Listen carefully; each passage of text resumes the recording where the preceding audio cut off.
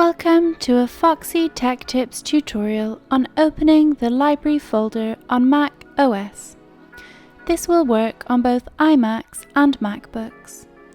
If you find this tutorial helpful, please consider subscribing to my channel and liking the video.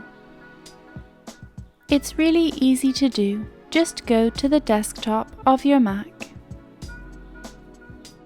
Now click Go from the top menu toolbar. Select Go to Folder. Enter /library and click Go.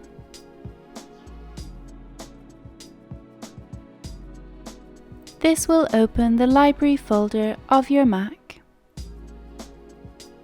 And that draws an end to this tutorial. Please like the video if you found it helpful, and subscribe to Foxy Tech Tips for more Mac tips and tricks.